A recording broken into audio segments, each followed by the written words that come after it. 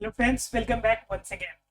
Friends, आज के class में हम लोग देखेंगे पौधों की आकार की संरचना के बाद जो जंतुओं की शारीरिक संरचना आप लोगों ने स्टार्टअप किया था, जिसमें पिछले क्लास में हमने आपको उपकला ऊतक अर्थात कि एपिथेलियम ऊतक के बारे में बताया था। आज के क्लास में हम लोग जानेंगे संयोजी ऊतक के बारे में। संयोजी ऊतक का मतलब क्या होता है? Connecting tissues.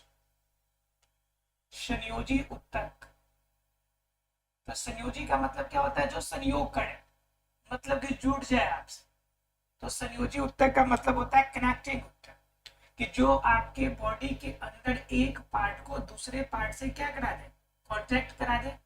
वो कनेक्शन की जो आपके ऊतक जिसके लिए काम करती है, वो कनेक्शन वाले ऊतक को हम क्या कहते हैं? संयोजी ऊतक कहते हैं। बॉडी के अंदर बहुत सारे ऐसे पार्ट है जिनका कनेक्शन अलग अलग रूप में होता है। जैसे मान लीजिए बॉडी के अलग अलग पार्ट को जोड़ने के लिए हमारे बॉडी के अंदर सबसे बड़ा तंत्र तो हमारा ब्लड ही होता है। ब्लड सर्कुलेट करता है आपके मस्तिष्क के ऊपरी एक एक आपके रक्त केशिका से लेकर आपके पैर तक की रक्त केशिका तक।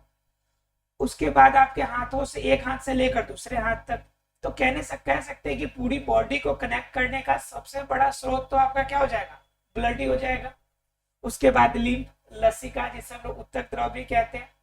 इसके अलावा क्या हो जाएगा कि आपके बॉडी के अधिकांश पार्ट को आपके शरीर के अंदर जो हड्डी का है, कंकाल तंत्र है, ये भी जोड़ता है।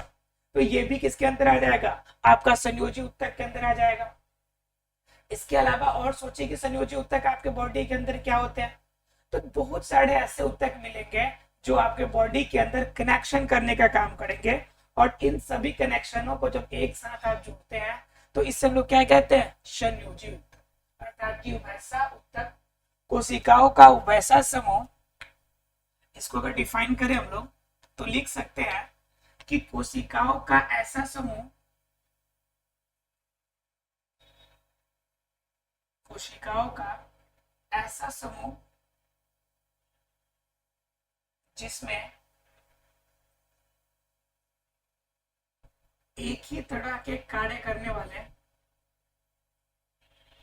एक ही तरह के कार्य करने वाले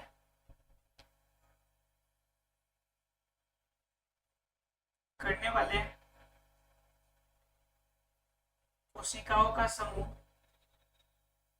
कोशिका हो जो क्या करे, जो दो या दो से अधिक, दो या दो से अधिक अंगों, भागों को जुड़े, तो उसे हम लोग क्या कहेंगे? उसे कहेंगे हम लोग संयोजी ऊतक। मतलब क्या? यह एक ऐसा समूह है, ग्रुप एक ऐसा समूह है कोशिकाओं का, जिनके अंदर कोशिका जो होंगे, इनका मेन रोल क्या होगा कि अंगों को, अन्य भागों को क्या करेगा? ये कनेक्ट करेगा। दो या दो से अधिक भागों को यह कनेक्शन करने का काम करेगा। जैसे बॉडी का एक ये पार्ट हो गया हमारा और दूसरा पार्ट ये हो गया। अब इन दोनों को कनेक्शन करने के लिए बीच में जो ये वायर लगी हुई है, जो कनेक्शन है, यह कनेक्शन वाला जो पार्ट है हमारा, ये क्या कहलाता है? संयोजी ऊतक कहलाता है। क्या कहलाता है? संयोजी ऊतक कहलाता है। क्लियर है सबको कि संयोजी ऊतक होता क्या है? क्लियर हो गया कि संयोजी ऊतक होता क्या है। अब जानना हमें ये होता है कि संयोजी ऊतक कितने प्रकार के होते हैं, कितने तरह के संयोजी ऊतक पाए जाते हैं, और इन संयोजी ऊतक का उपयोग किस किस रूप में होता है। ठीक है, तो इन्हें हम एक एक करके जानेंगे। और पहले जो पॉइंट जानेंगे हम लोग संयोजी ऊतक के प्रकार में, वो पहला जो है आपका एरियोलर ऊतक। कौन सा ऊतक है? एरियोलर ऊतक। एरियोलर ऊतक को इंग्लिश में हम फाइब्रस भी कहते हैं। एरियोलर ऊतक को हम इंग्लिश में क्या कहते हैं? फाइब्रस। ठीक है, या फिर हम इसे कह सकते हैं, अगर हिंदी में कहें तो हिंदी में इसे कहते हैं एरियोलर ऊतक को अवकाशी ऊतक। क्या कहते हैं इसे? अवकाशी ऊतक। अब आपके दिमाग में एक बात आ रही होगी कि बात ये कह रहा है अवकाशी की, और अवकाश का मतलब क्या होता है? खाली जगह। मतलब क्या कि ये खाली स्थान को, खाली गर्तों को भरने का काम करेगा। खाली गर्तों को, अर्थात कि खाली स्थान को फुलफिल करेगा। खाली स्थान को क्या करेगा? फुलफिल करेगा, मतलब बढ़ेगा। क्लियर है आप लोग को? मतलब क्या, यह एरियोलर जो उत्तक है पहला, वो क्या करेगा, जो आपके बॉडी के अंदर दो पार्ट्स के बीच का जो खाली गैप है, जो बीच में कुछ भी नहीं है, जैसे मान लीजिए दो बिल्डिंग बन गया और बीच में खाली प्लॉट है, तो उसे फुलफिल करने के लिए क्या करना होता है कि वहां पर भी एक बिल्डिंग बना दो, बीच में एक प्लेग्राउंड बना दो, बीच में किसी भी तरह का कोई आपका कनेक्टिंग पार्ट बना दो, ताकि बोथ पार्ट्स को आपका पार्किंग बना दो। तो इस तरह से क्या होता है कि कनेक्शन हो जाता है। तो एरियोलर उत्तक भी वास्तव में क्या करता है कि जो दो अंग होंगे, शरीर का दो हिस्सा होगा, उनके बीच का जो खाली गैप होगा, उनको फुलफिल करने का काम इसका होगा, एरियोलर उत्तक का होगा। तो एरियोलर उत्तक के अंदर भी बहुत सारे पार्ट होते हैं जो अलग अलग रूप में इस खाली वाले गैप को फुलफिल करते हैं। खाली खाली जो गैप होते हैं इनको फुलफिल करते हैं। तो इसमें क्या होता है, पहला क्या होता है इनके अंदर, एरियोलर उत्तक के अंदर, कि पहला होता है कि आपका तंतुमय। क्या होता है आपका? तंतुमय। तो तंतुमय का मतलब क्या हो गया कि ये उत्तक का, आपका एरियोलर उत्तक का ऐसा टुकड़ा होगा, अर्थात क्या, एरियोलर उत्तक का ऐसा टुकड़ा जो रेशा बनाएगा, ऐसा टुकड़ा जो रेशा बनाए, क्या कर ले, जो रेशा बनाए, और जो रेशा बनाएगा वह उत्तक क्या कहलाएगा, हमारा तंतुमय उत्तक कहलाएगा। मतलब क्या, ऐसा उत्तक जो इस गर्त को, खाली स्थान को भरने के लिए रेशा बनाने का काम होगा, जिसका जो बीच में रस्सी बनाएगा, धागा बनाएगा, वह क्या कहलाएगा, तंतुमय उत्तक। क्लियर है आप लोग को? इसका दूसरा पार्ट आता है आपका क्या, तंतुमय उत्तक के बाद दूसरा पार्ट आता है बृहत भक्षक। दूसरा क्या नाम है इसका, बृहत भक्षक।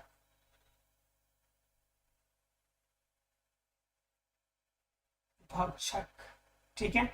अब भक्षक देख के ही आपके दिमाग में आ रहा होगा कि ये बृहत भक्षक क्या करता होगा।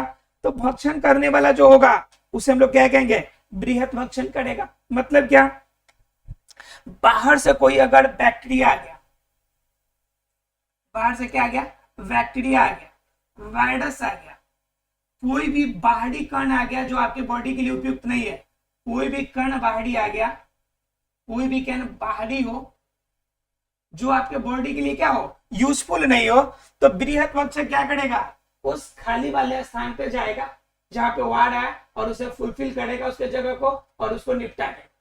क्लियर? तो एक किसका काम होगा, बृहत भक्षक का। पहला रेशा बनाया और दूसरे ने जो बेकार आइटम आया उसको नष्ट कर दिया। तीसरा आता है इसका मास्ट कोशिका। तीसरा क्या होता है, मास्ट कोशिका। तो मास्ट कोशिका वास्तव में क्या करता है कि बॉडी के अंदर एंटीबॉडी बनाता है। एंटीबॉडी बनाता है मतलब कि बॉडी के अंदर बॉडी गार्ड वाला आइटम तैयार करता है। क्या बनाता है, एंटीबॉडी बनाता है। एंटीबॉडी का मतलब प्रतिरक्षा शक्ति बनाता है आपका कौन, मास्ट कोशिका। ये सभी एरियोलर उत्तक की पार्ट है कि इसमें तंतुमय उत्तक हो गया, बृहत भक्षक हो गया, मास्ट कोशिका था जो एंटीबॉडी बनाएगा। अब इसके बाद क्या होता है कि इसके अंदर क्या होता है कि एंटीबॉडी भी बन गया, बैक्टीरिया जो बाहर से आ रहा वो भी नष्ट हो गया। अब इनके अंदर एक और जो पार्ट पाए जाते हैं जो आपके बॉडी के अंदर अलग अलग कणों को इकट्ठा करते हैं, जो ग्रुप आता है आपका श्वेत कण वाला ग्रुप। ठीक है, 3 हो गया। चौथा ग्रुप यहां पे लेते हैं। ठीक है, चौथा ग्रुप कौन है, श्वेत रक्त कण। तो श्वेत रक्त कण वाला ग्रुप कौन सा होगा जी, श्वेत कण वाले में क्या आ जाएंगे कि इसके अंदर बहुत सारे पार्ट आ जाते हैं। क्या क्या आ जाएंगे, जैसे में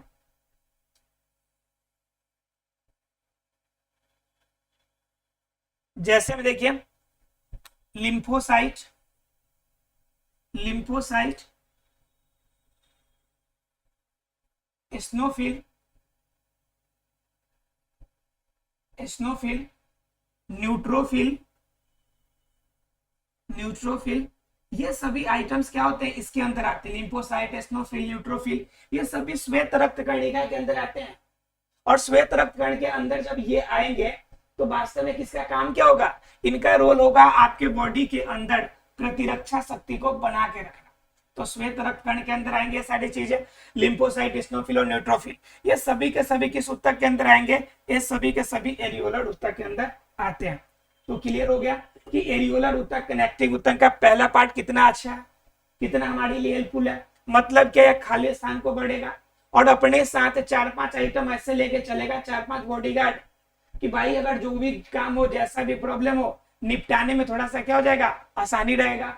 निशाने में सबसे आपका मेन रोल हो जाता है तंतुमय का, यह बना के रस्सी तैयार करेगा कि बांधने का काम आएगा, बीच की गैप को फुलफिल करेगा। दूसरा आता है बृहद भक्षक, उसमें अगर खतरनाक कोई आइटम आ गया बाहर से जो आपके बॉडी के लिए अच्छा नहीं है, तो क्या करेगा, उसे निपटा देगा वहीं पे। क्लियर। उसके बाद आता है मास्ट कोशिका, आपके बॉडी के अंदर क्या बना देता है, एंटीबॉडी, कि भाई अब सामने वाले के पास है, सामने तो कोई दूसरा आएगा ही नहीं, एक तो जो है उसको तो निपटा दिया, अब अगली बार से कोई आए नहीं फिर, तो इसका निर्माण कौन करेगा, मास्ट कोशिका। इसके अलावा जितनी भी बॉडी के अंदर आपके प्रतिरक्षी शक्ति बढ़ाने वाले आइटम्स है, वो आपका लिम्फोसाइट है, वो आपका पाया जाएगा। स्नोफिल आपके बॉडी के अंदर कफ को डिनोट करता है। जैसे मान लीजिए कि स्नोफिल का लेवल अगर आपके बॉडी के अंदर अगर ज्यादा हो जाता है, तो आपको ठंडी की वजह से ज्यादा जल्दी आप ग्रसित होते हैं, आपको फीवर, सर्दी जल्दी हो जाती है, तो स्नोफिल का इशू है। उसके बाद न्यूट्रोफिल, वो भी आपके बॉडी के अंदर न्यूट्रिएंट्स के बहुत सारे आपके पोषक आइटम्स को डिनोट करते हैं। क्लियर। तो ये सारा कुछ क्या मिलेगा हमें, एरियोलर ऊतक के अंदर। ये पहला था हमारा। अब दूसरा देखेंगे इनका, संयोजी ऊतक का दूसरा पार्ट देखेंगे, और देखने से पहले इनका कार्य जान लेते हैं कि एरियोलर ऊतक करेगा क्या, कि इसका काम क्या होगा। पहले क्या जानेंगे इसके बारे में, एरियोलर ऊतक के कार्य के बारे में, कि एरियोलर ऊतक करेगा क्या। तो करने की अगर बात कीजिएगा तो इसका काम पहला क्या होगा, कि पहला काम ये रेशा बना रहा है। तो रेशा बनाने का मतलब बॉडी के बहुत सारे पार्टों को बांध कर रखेगा, बांध कर रखेगा, ताकि क्या हो, ताकि सारा चीज अपनी जगह पे हो, सारी चीजें जो बॉडी के अंदर वो अपने जगह पे हो, सारी चीजें अपने स्थान पे रहे, अपने स्थान पर रहे। क्लियर। उसके बाद क्या, आपके बॉडी के अंदर एंटीबॉडी बना रहा है, मतलब क्या, प्रतिरक्षा शक्ति बढ़ाएगा। क्या करेगा, प्रतिरक्षा शक्ति बढ़ाएगा। क्लियर है, ये इनके प्रतिरक्षा शक्ति बढ़ाएगा। इसके अलावा क्या करेगा, तो वास्तव में मेन दो ही काम है, क्या क्या, एक तो बांध के रखेगा और दूसरा क्या करेगा, प्रतिरक्षा शक्ति बढ़ाएगा। ठीक है। उसके अलावा इनके अंदर एक आपका स्पेशल जो इनके अंदर पाया जाता है, कि इनके अंदर आपके कुछ ऐसे भी आइटम्स होते हैं जो बॉडी के अंदर सर्कुलेशन में बड़ी मदद करते हैं। ठीक है। जैसे मान लीजिए रुधिर वाहिनी है, तो रक्त वाहिनी की प्रसरण, संकुचन और रक्त का थक्का न बने, और रक्त थक्का न बने, इन सब के लिए अलग अलग रूप में काम करता है। ठीक है। तो आपका जो रक्त का थक्का न बने, संकुचन होता रहे, प्रसरण होता रहे, इनके लिए अपने पास अलग अलग ऊतक रखता है। ठीक है। जैसे हिस्टामिन है, हिस्टामिन है, तो हिस्टामिन क्या करेगा भाई, ये प्रसरण क्रिया को जारी रखेगा, कि रक्त की जो वाहिनी है, यह आपका रक्त की जो नली है, यह फैलेगा। तो फैलाने के लिए किसका काम करेगा, प्रसरण के लिए काम करेगा हिस्टामिन। ठीक है। उसके बाद आता है आपका संकुचन क्रिया, रक्त की थक्का बनने के लिए। ठीक है। तो इसके अंदर संकुचन और रक्त थक्का बनने के लिए भी इनके अंदर पाए जाते हैं। तो संकुचन के लिए जो पाए जाते हैं उनका क्या नाम है, सीरोटीन। ठीक है, सीरोटीन है। और एक है आपका हैपेरिन। हैपेरिन जो है, हैपेरिन यह रक्त की थक्का बनने में मदद करता है। और ये जो आपका सिकोरोटीन, सीरोटीन, सीरोटीन क्या करेगा, संकुचन में मदद करेगा। मतलब क्या, तीन पार्ट हो गए आपके।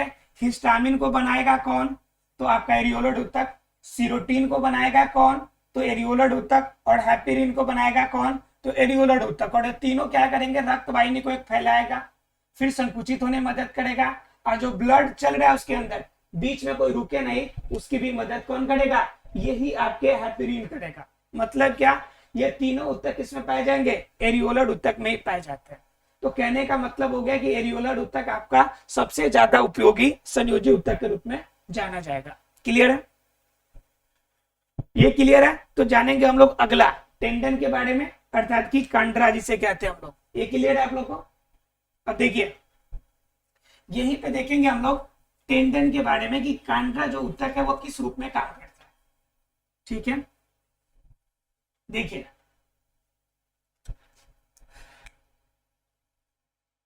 टेंडन ऊतक, हालांकि हिंदी में आपको बहुत कम एग्जाम में क्वेश्चन में पूछे जाते हैं, जैसे इसका एरियोलर ही मिलता है और काशी ऊतक जनरली देखने को एग्जाम में नहीं मिलेगा।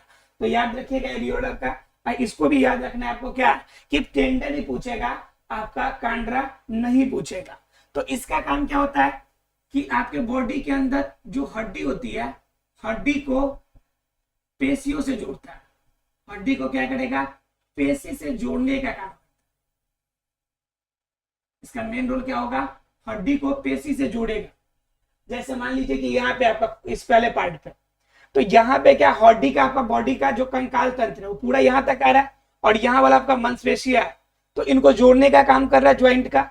फिर आपके जांघ का हिस्सा हो गया पैर का, ये नीचे से आपका पूरा हड्डी आ रहा है, और कमर के नीचे वाले पार्ट में आपका थाई के पास क्या होता है कि पूरी मसल्स होती है, और उस मसल्स को जोड़ने का काम किसका होगा? टेंडन का। टेंडन क्या करता है कि हड्डी और पेशी दोनों को ज्वाइंट करने का काम करता है, ज्वाइंटर का काम करेगा। जैसे ये हड्डी है और ये आपका मांसल वाला पार्ट है, मांसपेशिया है, तो दोनों को कनेक्टिंग करने के लिए जो बॉल का काम करेगा वह किसका काम होगा? टेंडन का। और एक इसी का भाई है जिसका नाम है लिगामेंट। इसी के भाई है, किसका नाम क्या है? लिगामेंट। तो लिगामेंट क्या करता है? टेंडन तो हड्डी और पेशी को जोड़ेगा, और लिगामेंट क्या करता है कि ये हड्डी को हड्डी से जोड़े, हड्डी को हड्डी से जोड़े, हड्डी को हड्डी से जोड़ने का काम करता है, अर्थात जोड़ता है। बोलिए क्लियर है? मतलब क्या है? टेंडन क्या करेगा? हड्डी को पेशी से, और लिगामेंट हड्डी को हड्डी से जोड़ेगा। ये एग्जाम में डायरेक्ट क्वेश्चन पूछे जाते हैं कि बताइए टेंडन का कार्य क्या और लिगामेंट का कार्य क्या। इससे तो आप नोट डाउन कर लीजिएगा, नोट में लिख लीजिएगा। क्लियर? अब देखते हैं तीसरे पार्ट की तरफ। 3 पार्ट हमने देख लिया, एरियोलर ऊतक देख लिया, टेंडन देख लिया, लिगामेंट देख लिया। तीसरा देखते हैं हम लोग अब क्या है। तो एक होता है जलावत संयोजी ऊतक। क्या होता है आपका? जलावत, जलावत संयोजी ऊतक। अब जलावत संयोजी ऊतक का क्या काम होगा? यानी कि पहला 1 नंबर था, अब ये दूसरा नंबर था, ये तीसरा लिगामेंट था, ये चौथा क्या हो गया? जलावत हो गया। तो जलावत संयोजी क्या करेगा? यह जाल के समान संरचना बनाएगा। इसके समान बनाएगा संरचना, जाल के समान संरचना बनाएगा, जाल के समान संरचना बनाएगा, संरचना बनाता है कौन भाई? तो ये बनाता है आपका जलावत संयोजी ऊतक। ये आपको कहां देखने को मिलेगा? ये आप अस्थि मज्जा में देख लीजिए, अस्थि मज्जा में आपको देखने को मिलेगा। ठीक है, ये जाल के समान संरचना, और ये किसका काम है? संयोजी ऊतक का। और कौन सा संयोजी ऊतक का? तो जलावत संयोजी ऊतक का। 5वां होता है वसा संयोजी ऊतक। ठीक है, 5वां क्या होता है? वसा, वसा संयोजी ऊतक। वसा संयोजी ऊतक। तो वसा संयोजी ऊतक का मतलब क्या हो गया कि इसे हम लोग इंग्लिश में कहते हैं एडिपोज ऊतक। क्या कहते हैं? Adipose tissues. ये क्या करता है कि इसके अंदर क्या होगा? पहले वसा की एक छोटी सी बूंद आएगी, और फिर उसके बाद बगल में एक और बूंद आएगी, फिर एक और, ऐसे इस तरह से छोटे छोटे बूंद पहले आएंगे वसा, और ये मिलकर सब एक साथ में एक बड़ा सा बूंद बनेगा। और यह बूंद जो होगा धीरे धीरे आगे बढ़ेगा, और जो आपकी रक्त वाहिनी है, रक्त वाहिनी के परिधि वाले हिस्से में धीरे धीरे अंदर ये जुटेगा। ठीक है, और दोनों तरफ ये बढ़ेगा। तो क्या होगा कि इनकी परिधि धीरे धीरे कम हो जाएगी, और अगर इसकी मात्रा ज्यादा हो जाएगी तो आपका बॉडी के अंदर जो रक्त प्रवाह होगा यह रक्त प्रवाह बाधित होने लगता है, यह रक्त जो प्रवाह हो रहा है यह रक्त प्रवाह बाधित होगा। उस कंडीशन में यह हो सकता है कि आपको हार्ट अटैक की प्रॉब्लम आ जाए, बॉडी के अंदर प्रॉपर ब्लड सर्कुलेट ना हो पाए, तो ये आपके लिए समस्या की सबब हो सकता है। तो यह किसका रोल होता है, इसमें वसा संयोजी उत्तक का रोल होता है, एडिपोज टिश्यू का ही कारण। क्लियर है? तो हम लोगों ने कितने जान लिए, कुल 5 प्रकार के अभी तक हमने क्या जाना, संयोजी उत्तक जाना। अब इनके कार्य देख लीजिए। वसा संयोजी उत्तक का मैंने तो बता दिया कि बीच में इकट्ठा होगा तो आपके लिए प्रॉब्लम क्रिएट करेगा। इसके कार्य क्या हो सकते हैं, और तो ये देखिए इसके फायदे भी है। वसा संयोजी उत्तक आपको भोजन के रूप में भी इस्तेमाल होता है, भोजन के रूप में, पहला। दूसरा क्या होगा कि बाहरी आघात से बचाएगा, आपका बाहरी आघात से गद्दा की तरह बचाएगा, आघात से बचाता है। उसके बाद क्या, उसके बाद बाहर से आने वाले, जब ठंडी का मौसम ज्यादा होता है तो हमें ठंड से भी राहत देता है, ठंड से राहत देता है। देखिएगा जो आदमी इंसान थोड़ा सा मोटा होता है ना, थोड़ा सा हेल्दी होगा, पर्सनालिटी भगवान का दिया हुआ अच्छा खासा होगा, उनके अंदर क्या होगी कि ठंड थोड़ी सी कम लगती है। गर्मी के दिनों में तो थोड़ी सी ज्यादा परेशानी होती है, लेकिन ठंडी के दिनों के लिए उनके लिए क्या होता है कि पॉजिटिव होता है। पॉजिटिव इसलिए होता है क्योंकि जो बाहर से आ रहे हैं ना, बाहर से जो आपका टेम्परेचर जो आपका लो हो रहा है उनसे ज्यादा प्रभाव नहीं पड़ता, क्योंकि एडिपोज टिश्यू जब ज्यादा लेयर मोटा कर लेता है ना तो अंदर से हीट जो होती है बाहर नहीं निकल पाती है। जिनके पास से बॉडी का जो अंदर इंटरनली जो रहता है, इंटरनली हीट रहता है, अंदर से गर्म रहता है, जिनके वजह से देखिएगा जितने भी पोलर बियर है, जो ध्रुवीय प्रदेश में रहने वाले भालू है, उनके अंदर एडिपोज टिश्यू बड़ी मोटे लेयर का रहती है। इस वजह से वह ध्रुवीय प्रदेश में जहां पे लगभग 6 मंथ तक सिर्फ बर्फ ही जमे रहते हैं, उन क्षेत्र में भी अपने आप को जीवित रख पाता है। ठीक है, तो ये इसका रोल जो होता है वसा संयोजी उत्तक का बहुत जबरदस्त होता है। ठीक है, और वसा भोजन के रूप में भी इस्तेमाल होगा। तो भोजन के रूप में इस्तेमाल कब होता है, जैसे मान लीजिए आपने 2 दिन तक खाना नहीं खाया, आपने कौन भगवान का पूजा कर लिया और कहा कि भाई मेरी जो ये इच्छा है वो पूरी हो जाए, और जनरली मम्मी ज्यादा किया करती है कि मेरे बेटे का ये हो जाए, मेरी बेटी का ये हो जाए। अब इस पर्पज से उन्होंने क्या कर लिया कि उन्होंने 2 दिन का व्रत कर लिया, 2 दिन तक खाना नहीं खाया, लेकिन बॉडी तो रन करेगी नहीं। बॉडी को रन कराने के लिए क्या चाहिए, एनर्जी चाहिए, और आप ऊपर से खाना नहीं खा रहे। आप भगवान जी आपको मना करके गए कि आपको खाना खाना ही नहीं है बिल्कुल भी। ठीक है, तो उस कंडीशन में क्या होगा, आपके बॉडी को तो एनर्जी चाहिए, तो उस कंडीशन में यह जो एडिपोज टिश्यू है, ये जो वसा उत्तक है, आपके बॉडी में काम करेगा, यही टूटेगा और टूटने के बाद आपके बॉडी में एनर्जी देगा, और 2 दिनों तक कम से कम चल फिर पाइएगा। और जब आपका इस वसा उत्तक का भी मात्रा भी कम हो जाता है तो आपका धीरे धीरे फिर आपको प्रॉब्लम क्रिएट शुरू हो जाती है। लेकिन इसका कभी भी अन्यथा में ना ले। अन्यथा में लेने का मतलब ऐसा नहीं है कि कोई ज्यादा मोटा आदमी है तो उसको 2 दिन तक खाना ही मत दो, फिर भी वो चलता रहेगा, ऐसा बिल्कुल भी नहीं है। देखिएगा जो मोटा आदमी है उनको भूख भी ज्यादा लगती है। ठीक है, ये प्रॉब्लम है, तो ये भी ध्यान रखिएगा। इसका मतलब ये नहीं होता है कि जो ज्यादा मोटा उनके अंदर वसा ज्यादा है तो खाना ही बंद कर दे, उनका वसा टूट टूट कर यूज होता रहे, आदमी दुबला हो जाएगा, ऐसा नहीं होता बिल्कुल। ठीक है, तो वसा संयोजी उत्तक क्लियर है हम लोग को। चलिए अब देखते हैं अगली उत्तक के बारे में। तो अगला उत्तक की अगर बात करेंगे तो अगला हमारा रंजित संयोजी उत्तक, मतलब कलरफुल, जिनसे हमें कलर मिलती है। कलर यानी कि रंजित, जिनसे हमारे बॉडी के अंदर कलर वाले पार्ट बनते हैं, उससे हम लोग क्या कहते हैं, रंजित संयोजी उत्तक कहते हैं। ठीक है, रंजित संयोजी उत्तक। अब रंजित संयोजी उत्तक के अंदर क्या होगा भाई कि यह बॉडी के अंदर कलर को देगा।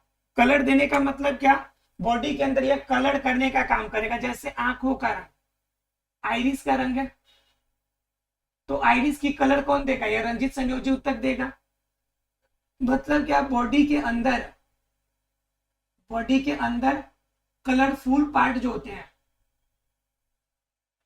कलरफुल पार्ट जो होते हैं, ये किसकी वजह से होते हैं, ये रंजित संयोजी उत्तक की वजह से होता है। जैसे आपके बॉडी की त्वचा का रंग, ये मेलेनिन के कारण होता है, मेलेनिन के कारण होता है।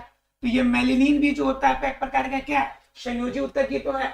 तो कहने का मतलब क्या, वो चीजें जो आपके बॉडी के अंदर क्या दे, कलर देगी, वो सभी आपके रंजित संयोजी ऊतक के अंदर आएगा। क्लियर है? उसके बाद आपका अगर देखेंगे तो इस तरह से हमारा संयोजी ऊतक आपका क्लियर होता है। कितने पार्टों में? 6 पार्ट में हम लोगों ने देखा कि 6 पार्ट के अंतर्गत हम लोगों ने आपको देखा रंजित ऊतक के बारे में देखा। अब इसके अंदर क्या है कि संयोजी ऊतक यही खत्म नहीं होती है, इनके अन्य पार्ट भी है, अस्थि उपास्थि सब इसी में आते हैं। 8वें पार्ट को देख, 7वें पार्ट को देख लीजिए आप, इसे हम लोग कहते हैं उपास्थि। क्या कहते हैं इसे? उपास्थि। ये वास्तव में आपका समझ लीजिए कि आपका छोटा हड्डी कह लीजिए, इसे मुलायम हड्डी कह लीजिए इसे, ठीक है, इसे आप कह लीजिए मुलायम अस्थि। ये हमारे लिए मुलायम अस्थि है और क्या करता है, जो मेन हड्डी है उसके आसपास के एरिया में पाया जाता है। और ये मुलायम अस्थि जो होता है, उपास्थि होता है, ये मछलियों के अंदर कंकाल तंत्र बनाता है। मछली में कंकाल तंत्र बनाता है, कंकाल तंत्र बनाता है। इसी वजह से देखते होंगे कि अभी तो खैर सावन चल रहा है, तो अभी तो कम से कम बेचारे मछली और जानवरों का थोड़ा सा राहत है, नहीं तो अभी तक कितने मछलियां निपट गई रहती है कि नहीं। तो क्या करेगी, मुलायम अस्थि है और ये मछलियों के अंदर कंकाल तंत्र बनाते हैं, और आप लोग क्या करते हैं, इस कंकाल तंत्र का भी निपटारा कर देते हैं आप लोग, है ना जी। उसका कंकाल भी नहीं छोड़ते आप लोग। मान लीजिए मछली तो मछली है, उसका कंकाल भी निपटा देते हैं। चलिए जो भी है, तो ये उपास्थि का बना होता है। उपास्थि भी आपके अलग अलग रूप में होते हैं, अलग अलग रूप में इस्तेमाल होते हैं। देखिए उसमें क्या होता है, एक होता है प्रभासी। उपास्थि में 1 नंबर में जानेंगे हम लोग प्रभासी के बारे में। अब थोड़ा सा क्या करना पड़ेगा, हमें मिटाना पड़ेगा क्योंकि थोड़ा सा बड़ा हो गया। चलिए देखते हैं फिर इसके आगे। तो अब देखना है क्या अगला हमारा, प्रभासी के बारे में। तो प्रभासी के बारे में हम ऊपर देख लेते हैं। प्रभासी का मेन काम, इसका ज्यादा रोल नहीं होता, ये हमारे बॉडी के अंदर ही पे इसको लिख लेते हैं कि ये जो स्वर यंत्र है हमारा, स्वर यंत्र मतलब जिसे हम लोग लैरिक्स कहते हैं, लैरिक्स कहते हैं, या फिर हमारा जो आपका ओसोफेगस है, जो हार्नल वाले पार्ट है, उनमें आपकी प्रभासी, आपकी जो प्रभासी उपास्थि है पाई जाती है। वास्तव में प्रभासी उपास्थि का मतलब होता है जो क्या हो, जो कम पारदर्शी हो, माने पूरी तरह से पारदर्शी नहीं हो, लेकिन कुछ आपकी जो कणें जो होती है आड़ पाड़ होती हो, तो उससे हम लोग क्या कहते हैं, कम पारदर्शी। और ये स्वर्ण अर्थात की लैरिक्स में, इसके अलावा श्वसनी में ये आपको पाए जाएंगे। श्वसनी में क्या होंगे, हमें देखने को मिलेंगे। कौन? प्रभासी उपास्थि ऊतक। अब प्रभासी आपका हो गया, तो प्रभासी के बाद कौन सा पार्ट आता है वो देख लीजिए आप। प्रभासी के बाद आता है आपका कैल्सीफाइड। क्या आता है? कैल्सीफाइड। तो कैल्सीफाइड का मतलब क्या हो गया कि जिसमें कैल्शियम, जिसमें किसकी मात्रा हो, जिसमें कैल्शियम की मात्रा हो, जिनके अंदर जो उपास्थि द्रव हो वो किसका बना हो, कैल्शियम का बना हो, कैल्शियम का बना हो। और जब कैल्शियम का बना होगा तो कंफर्म है कि आपके बॉडी के अलग अलग रूप में इस्तेमाल होगा। तो मेन रूप से इस्तेमाल कहाँ पे होगा ये आपका, ठीक है, ये जनरली हमें नहीं बल्कि यह मेढकों में देखने को मिलता है। मेढक में ये आपको टिश्यूज देखने को मिलेंगे। कैल्सीफाइड हो गया। उसके बाद अगर आगे की बात कीजिएगा तो श्वेत तंतु में होता है। एक क्या होता है आपका, श्वेत तंतु में। तो श्वेत तंतु में का मतलब क्या होगा भाई, कि जिनके अंदर, जिनका उपयोग किसमें कर किया जाएगा, छोटे छोटे ज्वाइंट के रूप में, छोटे ज्वाइंट्स के रूप में इस्तेमाल किया जाएगा, मतलब कि जोड़ के रूप में इस्तेमाल होगा इसका। एक होता है आपका पीला तंतु में। क्या होता है आपका, पीला तंतु में, ये भी इसी का पार्ट है, ठीक है, और इसी का पार्ट है, तो ये भी ज्वाइंट्स के जोड़ने का काम करता है। और इनके जो होती है ना कोशिकाएं, छोटी छोटी होती है, जो कान के बाहरी रूप में, कर्ण के बाहरी रूप में, नाक में, इन सभी पार्टों में जो मुलायम पार्ट होते हैं उनमें पीला तंतु में पाया जाता है। श्वेत तंतु में क्या होता है, छोटे ज्वाइंट्स के रूप में क्लासिफाइड हमें पाया जाता है, मेढक में पाया जाता है। और प्रभासी जो होता है, स्वर यंत्र हो गया, श्वसनी हो गया, इन सभी पार्ट्स में पाए जाते हैं। और ये सभी के सभी क्या है, हमारी उपास्थि 8वां पार्ट है। क्लियर है? इनके अंदर मुलायम अस्थि होती है जो मछलियों में कंकाल तंत्र का भी काम करती है। क्लियर है? ये पार्ट हो गया, तो ये खत्म हो जाता है यहाँ से। अब यहाँ से हमारे पास 2 प्रकार के ऊतक बच जाते हैं संयोजी। जो आपका कौन अस्थि और आपका तरल संयोजी उत्तर, ठीक है, जिसे हम लोग कल की क्लास में जानेंगे और उसके बाद पेशी उत्तर की चर्चा हम लोग करेंगे। आशा फ्रेंड्स आज तक क्लियर हो गया होगा। मिलते हैं अगले क्लास में, तब तक के लिए thank you very much friends.